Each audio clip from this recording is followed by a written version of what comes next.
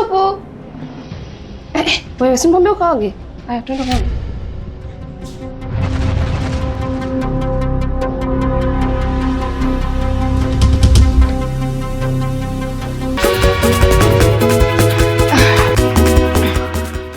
Wow, hatimaye tumefika nyumbani baada ya siku ndefu tena yenye furaha. Kichenjele, kiukweli nashukuru sana kwa siku ya leo. Na isitoshe leo nina furaha sana. Sijawahi kufanyia kitu ambacho umenifanyia wewe. Surprise ambayo umenifanyia leo kwa kweli sijawahi kuipata kabisa kwenye maisha yangu. Kwa hiyo nashukuru sana kwa kitu ambacho umenifanyia kwa sababu umenipeleka sehemu mbalimbali, nimeogelea, nimekula vizuri na kila ambacho ulikuwa unakitaka ulikuwa unanipatia. Kiukweli asante sana. Farida, haina haja ya kunishukuru. Afu kitu usichokijua ni kwamba yote niliyofanya ulikuwa unapaswa kufanyiwa hivyo kwa sababu unajua umejitoa sana kwenye familia yangu. Yaani umejitoa kwa sister yangu kipindi upo hospital mpaka amerudi hapa nyumbani. Licha hivyo nimekusababisha matatizo mengi sana. Lakini hujawaza kabisa kuhusu hayo. Umekubali kuishi na sisi hapa, unatupikia, tunakula vizuri, unasaidia kufanya usafi. Yaani kimaisha kweli Farida, hicho nilichokifanya huenda kikawa ni kidogo sana kwa sababu wewe unajitoa sana kwenye familia yetu kuliko mtu yoyote yule. Ni kitu kingine Farida, unajua mimi nawe tumekutana katika njia mbovu sana, tumekutana katika majanga lakini umefanyika kama vile baraka. Yaani kimaisha kweli kabisa Farida, wewe ni mwanamke tofauti sana. Yaani tofauti na wanawake wote ambao nimeshakutana nao. Kiufupi tu mimi niseme tu asante sana. Na pesa ambayo leo mimi nimeitumia ingetosha kama ulivyosema, ingetosha kununua manunuzi hapa nyumbani, kama ni mchele, kama ni unga. Yaani mahitaji ya mwezi mzima ningeweza kununua kutokana na pesa ambayo nimeitumia. Lakini unajua kwa nini sijafanya? Nimeamua leo nikutoe hauti kwa sababu ukarefresh akili yako. Angalau mwenyewe ujione ni mtu kati ya watu kwa sababu umefanya kitu kikubwa na unafanya kitu kikubwa zaidi. Na ndio maana nikaamua nifanye hicho ambacho nimekifanya. Yaani huu ni mwanzo tu. Yaani hiki ni kitu kidogo sana kutoka kwangu. Inabidi upate vitu vingi sana kutokana na mambo ambayo unayafanya. Na punde si punde nitakupeleka Kenya. Ili mradi angalau ukakutane na watu wa Kenya huko ukawasalimie, maana ni wakarimu sana.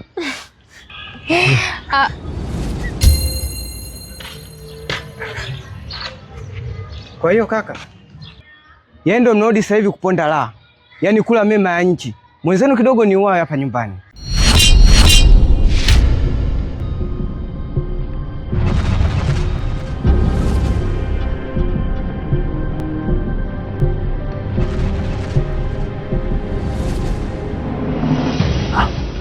Uwawe?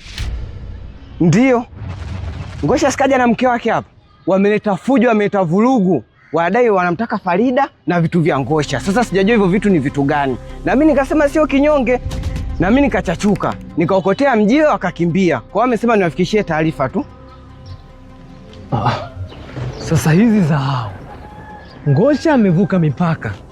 Na hiki alichokifanya lazima niende nyumbani kwake nikazungumze naye kwa sababu hizi ni dharau. Yaani hizi ni dharau. Haiwezekani atoke huko kwake haje hapa afu aje akuletee noma mdogo wangu. Na kibaya zaidi afu anakuja kabisa na silaha, ina maana haitaka kuumize. Ina maana haitaka akuzuru. Sasa lazima niende huko nikazungumze naye kwa nini anaanza kuniletea dharau. Ili hali mimi sijatia ndala nyumbani kwake na wala sijamletea noma kivyovyote vile. Kichenjele. Lakini mimi sioni kama kuna haja ya kwenda sasa hivi kwa sababu ndo tumefika. Kwa nini nilikuwa naomba ukae chini uweze kutuliza akili yako. Na ukishatuliza akili yako, mimi na imani kabisa utajua ni kitu gani cha kufanya. Lakini sio kwa wakati huu, naomba usiende huko. Nisikilize Farida. Lazima niende nikazungumze naye kwa sababu hiki alichokifanya ni dharau. Yaani hakuna mshamba yote ambaye anaweza kaja hapa kati ya ndala katika kambi yangu mimi. Yaani hapa ni kama vile katika ngome ya Skyface. Hakuna mshamba yote ambaye anaweza kaja hapa kaanza kuja mbajamba. Mdogo wangu Sebiga wa mwenyewe shahidi mdogo wangu. Unapita Capricorn kuna mbaya, unapita utawala Kameruti, unapita mpaka Zuna Hefu mdogo wangu. Kuna mshamba yote ambaye anajamba? Hakuna kaka. Sasa Ngosha nani mzee? Yaani yeye nani ambaye anakuja katika kambi yangu afu anajamba jamba afu anakuja anaongea shit. Kwa lazima nikazungumze naye. Lakini Kichenjele. Tula. Niache Farida. Lazima nikazungumze naye. Sasa sikia mdogo wangu. Hapa ngoja niingie ndichi, nitweze gwanda za kitozi, nivae gwanda zangu sasa eleza kimavimavi za mbubu mfuba mguu nondo mguu chuma stiliwa. Yaani mimi ndio wa kwanza kutoka Kenya afu nigeni maua yangu. Sasa ngoja tukaoneshane huko kimavimavi. Sikiliza. Tula hapa tunageuka sasa hivi. Tutoke mdogo wangu. Sawa kaka.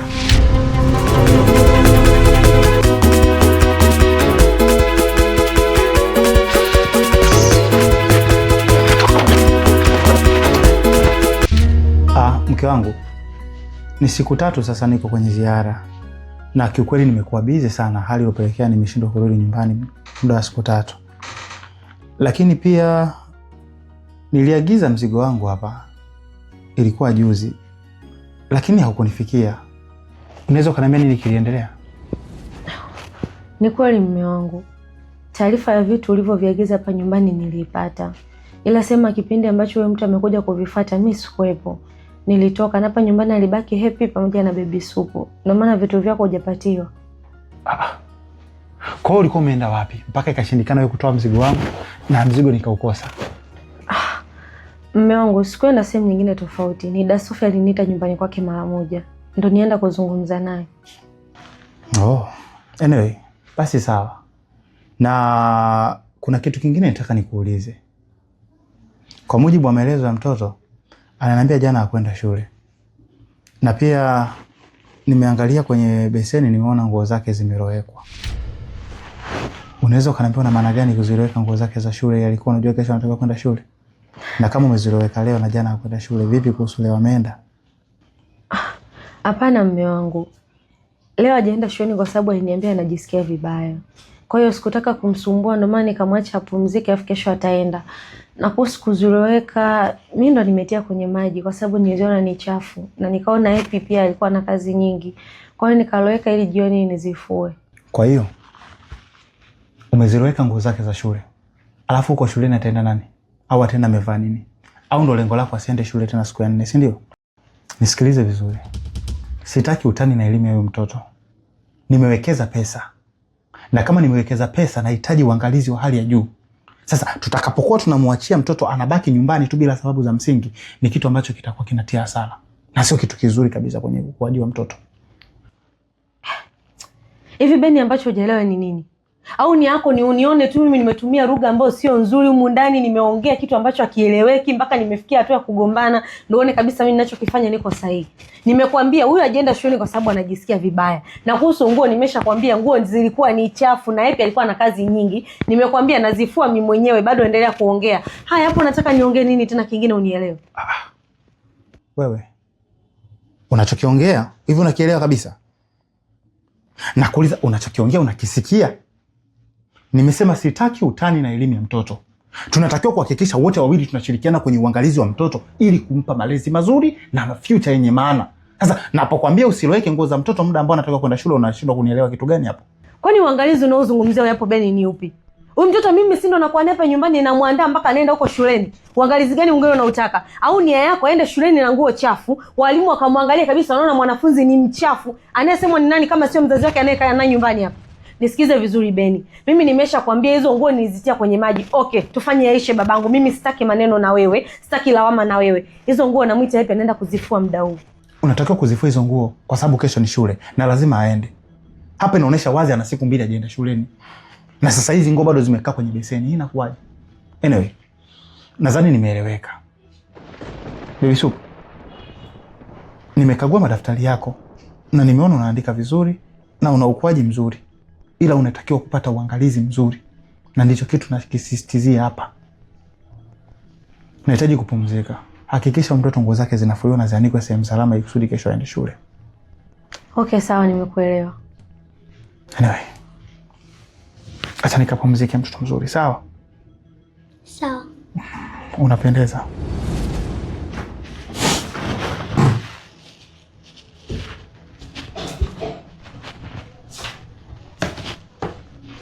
Sasa na wewe naomba unisikilize vizuri tena, masikio yako uyafungue kabisa yasikilize kama yalivyo makubwa.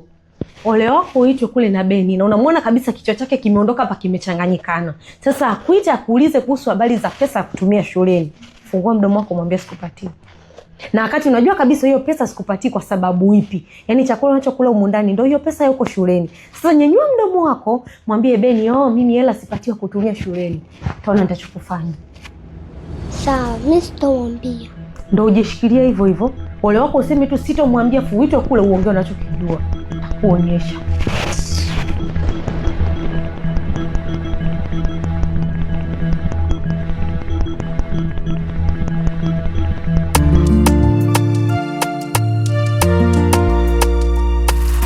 Farida, mara ya mwisho tulivyokutana uliniambia nisikutafute na niachane na mambo yako. Vipi, mbona umenipigia simu? Kuna nini?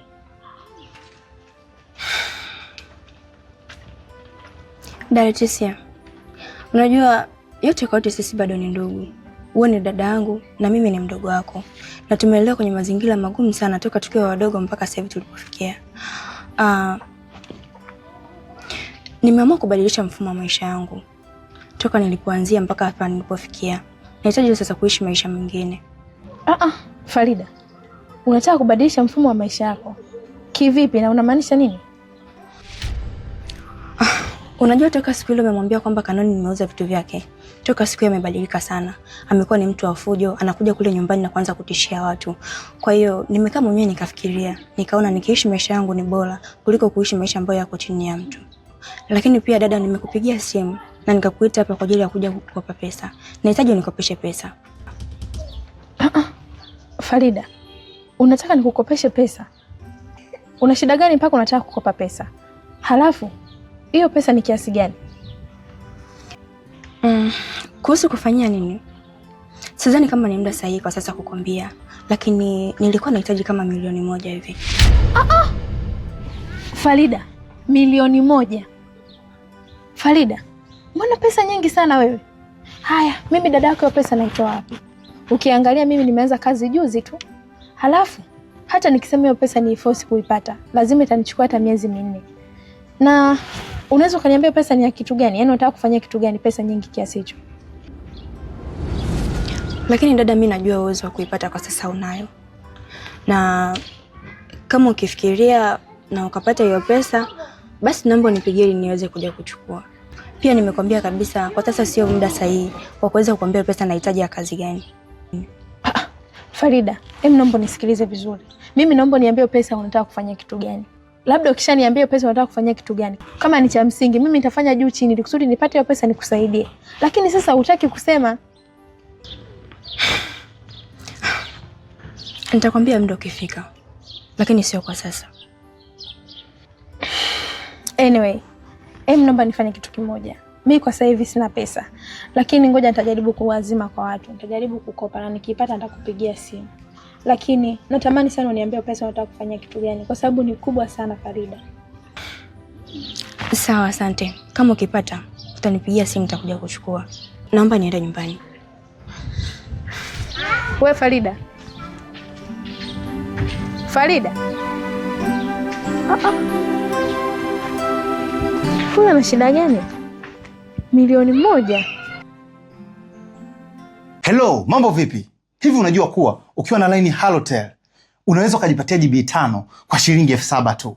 Na hizo GB 5 zitadumu ndani ya mwezi mzima. Ndiyo, na GB 7 kwa shilingi 9,000 tu ambazo zinadumu ndani ya mwezi mzima. Najua unashangaa, huo ni unyama Chris Bando. Chris Bando sifa yake ya kwanza ni muaminifu, anajua kuhendo. Ukituma pesa unaungwa. Ila Chris Bando ana namba 4 na sisi tutakutajia namba 2 na zingine 2 tutakuandikia hapo chini, ambazo ni 06 15 75 43 03 na nyingine ni 07 66 58 65 27. Ndiyo, na hizo ni kwa ajili ya kumpigia Chris Bando. Lakini sasa kama utataka kutuma pesa kwa ajili ya kuungwa kwa vifurushi vya Chris Bando, utatakiwa kutumia lipa namba tulizokuwekea hapo chini. Hakikisha jina linatoka Christopher Luoga. Na baada ya kufanya muamala huo, hakikisha una screenshot muamala wako kisha unamtumia Chris Bando. Na baada ya kumtumia hapo utakuwa umeungwa. Chris Bando, bei kitonga!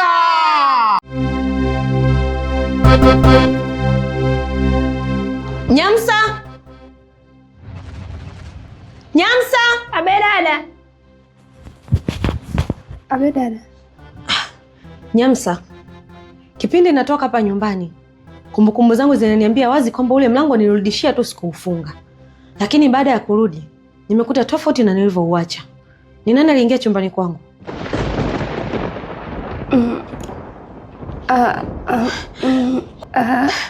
Kwa hiyo hilo ndio jibu la swali langu? Na kuuliza kingine unafanya hilo ndio jibu? nahitaji jibu la swali langu. Ni nani aliingia chumbani kwangu baada ya mimi kutoka hapa? Ni kweli dada, mimi niliingia, ila sikwenda makusudi kwa sababu niliona asubuhi ulitoka, ulikuwa na haraka sana. Kwa hiyo nikaamua nikahakikisha kama mlango uliufunga. Kwa hiyo ndo nikaenda kufunga mlango. Yaani wewe uliingia chumbani kwangu mimi? Ni kitu gani na share mimi na wewe mpaka ukaingia chumbani kwangu? Hapana dada. Okay, sawa, uliingia. Umeona nini? Nimeona sijaona kitu. Nakuuliza tena. Una uhakika ulivyoingia chumbani hujaona chochote? Sijaona chochote. Nakuuliza kwa mara ya mwisho, hujaona kitu chochote chumbani kwangu? Ni kweli dada, nakuhakikishia sijaona kitu chochote kile. Okay, sawa. Hujaona kitu chochote. Nahitaji kujua kilichokupeleka chumbani kwangu ni kitu gani? Dada Janeti alikuja hapa, kuna mzigo aliagiza na shemeji Beni. Kwa hiyo huo mzigo hata hivyo sikuona. Hata mwenyewe ulisikia kwamba shemeji Beni alikuwa analalamika sana kwamba mzigo wake hajaupata mpaka sasa hivi. Nisikize vizuri Nyamsa. Kile ni chumba changu. Tena ni chumba cha bosi wako ambaye anakulipa mshahara humu ndani, na unakula kwenye nyumba ya bosi wako, hulipi chochote. Hivyo basi, kosa kama ule ulifanya leo likijirudia tena, na kuhakikishia kwenye nyumba yangu utatoka. Na nitakufukuza kazi bila hata kukutazama usoni mara mbili. Sitaki tena kosa lijirudie. Na chumba changu kiogope kama serikali na bangi. Yaani sitaki ukatiza ovyo ovyo. Na nilikukataza toka mwanzo kufanya maamuzi ambayo unajiamulia kwenye kichwa chako, sijakuambia wala sijakutuma. Ushai chochote kwenye chumba changu. Sitaki kosa lijirudie tena. Na umesema hujaona kitu chochote? Ndio dada, sijaona chochote. Basi sawa. Unaweza ukaendelea na kazi zako. Sawa dada.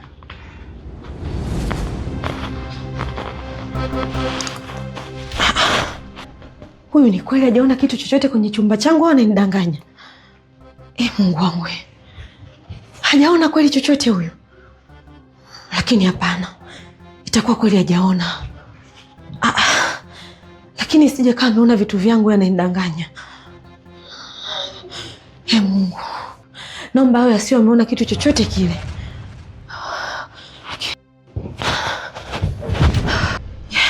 Ila hapana. Atakuwa hajaona kitu chochote kweli. Asante Mungu.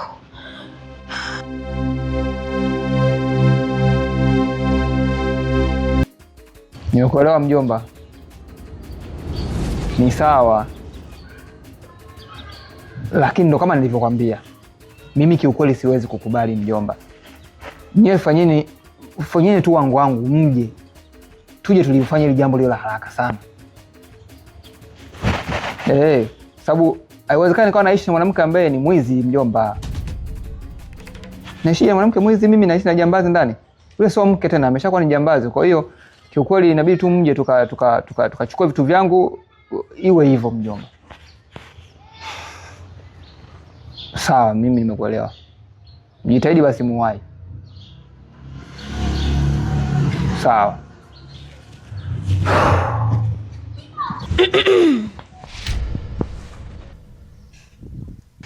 Mume wangu, hiyo nguvu ambayo unaitumia hapo kumuita mjomba aje hapa nyumbani kwako, ndo nguvu ambayo unatakiwa utumie kwenda kudai haki yako na mali zako. Lakini nashangaa unahangaika kumwambia mjomba aje. Kwani mume wangu wewe mwenyewe unashindwa kung'ang'ania kupambana hapa ukapata haki yako? Kumbuka vile ni vitu vyako wewe. Umepambana wewe mwenyewe. Na laiti ingekuwa sio ile ndoa, basi hata vitu usingevipata. Lakini kwa sababu ya ile ndoa, ndio maana vitu unavyo na umevipata. Sasa nisikilize. Unatakiwa upambane wewe mwenyewe, udai haki yako. Kwani mume wangu utumie akili wewe? Acha kukaa tu hapa mume wangu, unakuwa na mawazo, hueleweki. Pambana. Tami mke wangu. Akili ninayoitumia hapa ni kubwa sana. Kumbuka mimi ni master plan. Na mpango ambao nautengeneza hapa ni mkubwa mno. Nimewapigia wajomba waje hapa ili tuweze kulifanya jambo lilo rahisi sana. Kwa sababu kama nikufanya peke yangu nimefanya, na kwa namna moja ama nyingine pia nilikuwa najaribu kuwaita wajomba ili ujaribu kufanya kitu kwa ustaarabu, lakini imeshindikana. Sasa inabidi waje sasa hivi, hii ni mara ya mwisho. Wale masenali wangu wakishafika hapa, mjomba na mama yangu, itabidi tuende kufanya jambo lilo rahisi kabisa. Sio, unaelewa vizuri? Ni lazima tukachukue vitu vyangu tuvilete hapa. Wewe unafikiri mimi naweza nikakubali kupoteza vitu vyangu kirahisi namna ile? Siwezi kukubali. Lazima vitu vya Ngosha vitarudi nyumbani hapa. Kwa sababu ni haki yangu. Yaani mtu amekuja kuniibia mwenyewe ndani kwangu. Mke wangu, lazima kila kitu kirudi nyumbani hapa. Sawa mume wangu, lakini kwenye hili wewe una mpango gani hasa? So doctor, mpango wangu ni kwamba mjomba aje, akishafika kama akija na mama pia itakuwa ni vizuri sana. Tuje tuanze safari kutoka hapa mguu wa kwanza, mguu wa pili ni kituo pale pale nyumbani kwao na Tolo. Nikutane na Farida, wanipe vitu vyangu. Sio umeamua kuniibia, lazima nikachukue vitu vyangu nikiwa na wajomba, tukiwa watu wazima. Najua hata wao wenyewe ni watu wazima, kwa hiyo itakuwa ni jambo rahisi sana kulizungumza. Na wakizingua, niko tayari hata kwenda kwenye vyombo vya sheria ili nikahakikisha kwamba haki yangu unapata. Mume wangu. Yaani kama sijakusikia vizuri hivi. Hivi unajua Kanoni wewe unakurupuka? Na hizo hasira zako hizo zitakuponza siku moja. Unataka kwenda kwenye vyombo vya sheria? Tumia akili, pambana mwenyewe. Hivi unajua madhara ya kwenye vyombo vya sheria? Kanoni, kumbuka Farida ni mke wako wa ndoa na umeishi naye kwa muda mrefu. Na hili jambo unaotaka kulipeleka kwenye vyombo vya sheria, watadai wewe na Farida mgawane pasu kwa pasu. Hivi upo tayari? Upo tayari ugawane pasu kwa pasu wewe? Yule ni mke wako, ukumbuke hilo. Acha kukurupuka mume wangu, tumia akili na busara. Kugawana mali pasu kwa pasu? Mali zipi ambazo unazongelea wewe? Mali ya Ngosha? Hakuna ambacho kinaweza kugawanywa. Kwa sababu gani? Mimi hivyo vitu ni vya kwangu na nina uhakika 100% ni vya kwangu kwa sababu vimetoka nyumbani kwangu na mimi nilikuwa nimevihifadhi kwa muda mrefu. Na mbaya zaidi pia vilitolewa kwenye harusi ambayo ilikuwa inanihusisha mimi na waliotoa zaidi ni ndugu zangu. Kwa hivyo ni vya kwangu mimi. Na pia nina 100% nikienda kwenye vyombo vya sheria. Sasa hivi lazima mimi ndo nitasikilizwa kwa sababu aliyeamua kutoka kwenye nyumba yangu ni Farida mwenyewe. Mimi sasa hivi nina uhakika kwamba nikienda kule lazima wanisikilize mimi na vitu vitarudi nyumbani kwangu. Vitarudi kwenye mikono yangu. Farida aliamua kutoka mwenyewe, akakimbia nyumbani kwangu. Alafu tena karudi kwa mara nyingine kaja kuniibia. Kwa sasa hivi ana kesi nyingine ya kuniibia. Kaniibia vitu vyangu mimi. Na mimi pia simhitaji yeye. Ninachotaka mimi ni vitu vyangu tu. Wajomba ngoja waje. Wakisha kuja, tulimalize hili swala kiurahisi kabisa. Kuhusu wewe usijali, mimi ndo master plan mke wangu. Usianze kuwa na stress.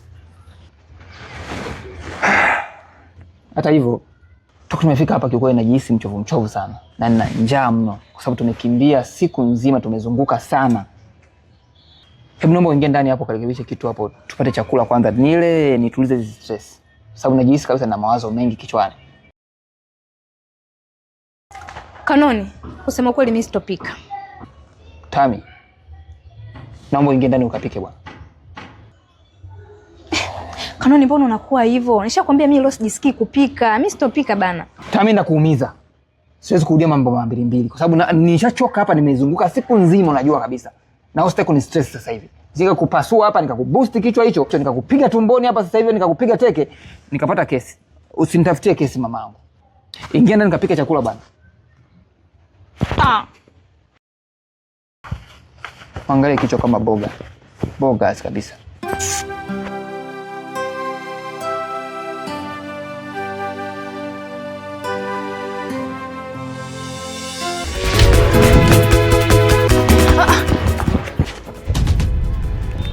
Wewe Kichinjile wewe. Ina maana umejiandaa kabisa unataka kwenda kwa Kanoni huko serious? Farida, ndio yani lazima niende kwa Kanoni kuzungumza naye.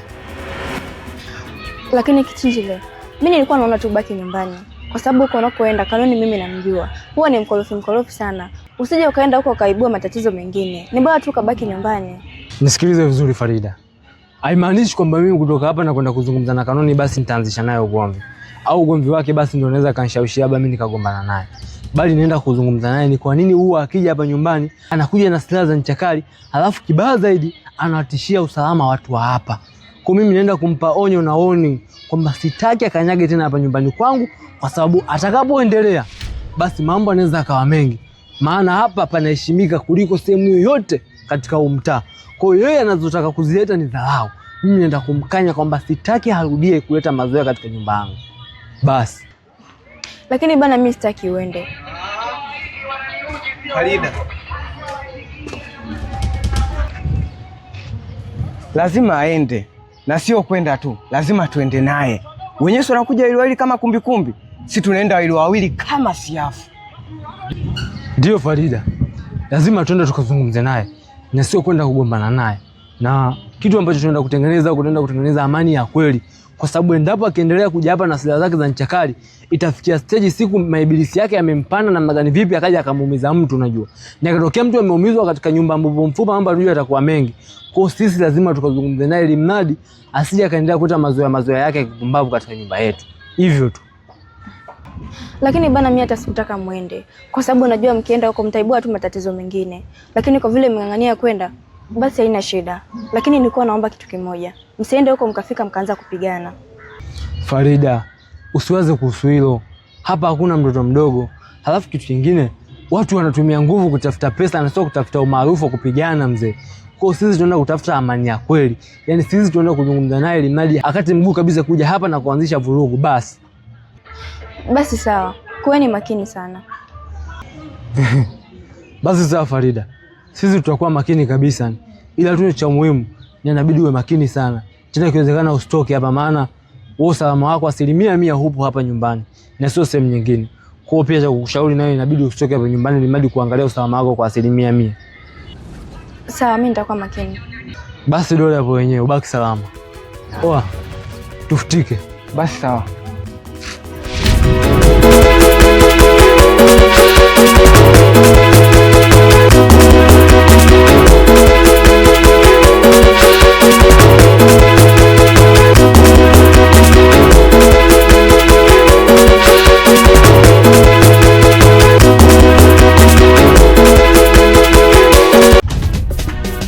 Mbona maji ya moto sana?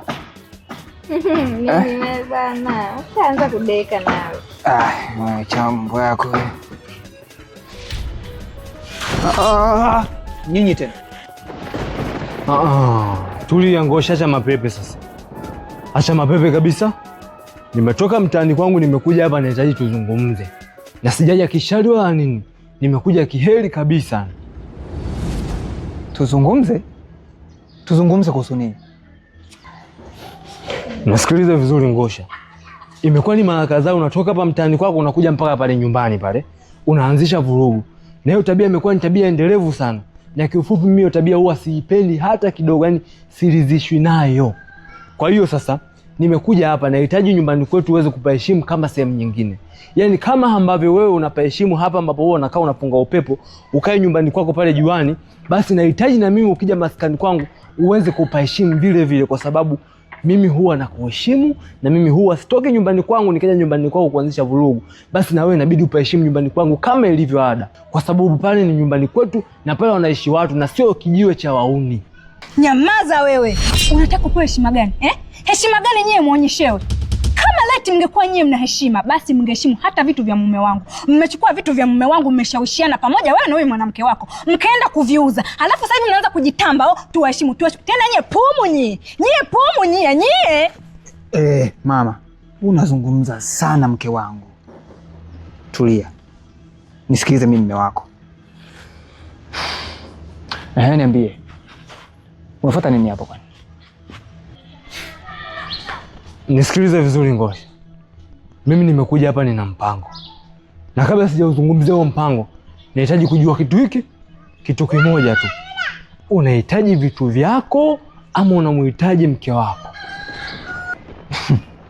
Nimtake mke wangu? Yaani nimhitaji mke wangu wa nini? Kwanza mke yupo unazungumzia? Mke wangu mimi huyu hapa. Mama yuko hapa.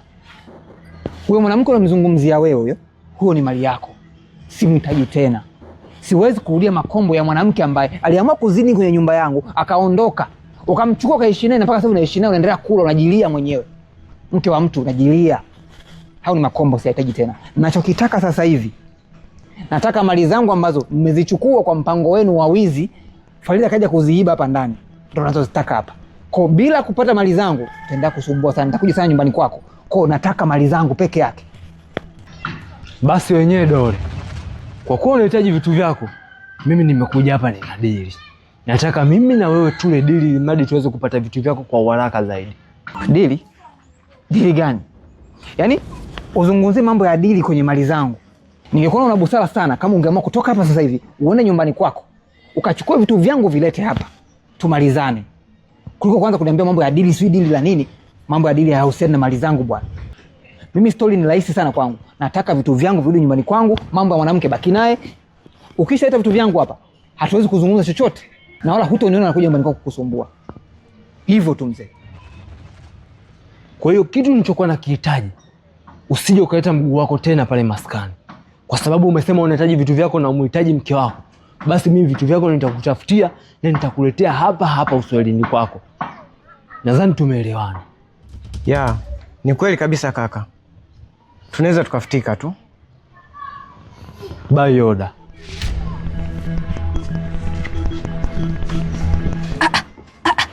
Hey. Mume wangu, kwa hiyo kweli umekubali waondoke hawa watu? Hey, Mungu wangu, mume wangu, una matatizo gani wewe? Una shida gani wewe?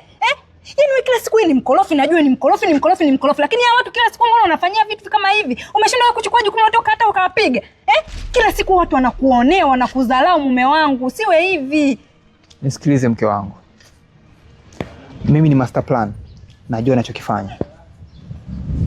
Kwa hiyo hawa hawawezi wakatoka hapa ili wanajigamba kwamba wakajua kwamba wamemweza Ngosha, wamemweza Msukuma. Sio kitu rahisi. Mimi ni kobe, nimenemesha kichwa, niko natunga sheria. Najua ninachokifanya hapa. Kwa hiyo acha kujipa ghadhabu. Najua nitafanya mpango gani kwenda kuchukua vitu vyangu, na wala siwezi kukubali kusubiria mpaka watafute vitu vyangu ndio waniletee. Mimi najua ninachokifanya. Ndio maana wasubiria wajomba waje hapa tunyanyue mguu kutoka hapa tuende tukapate vitu vyetu huko. Basi. Mwangu, yani wewe unazingua sana. Yaani mimi nikajua pale hata utachukua tena kutafuta hata wewe panga utaenda kuwapiga, lakini ndio kwanza hata kufanya chochote ufanye tu unaongea tu. Kila siku ni mtu wa kushindwa tu. Hadi unanikera yani.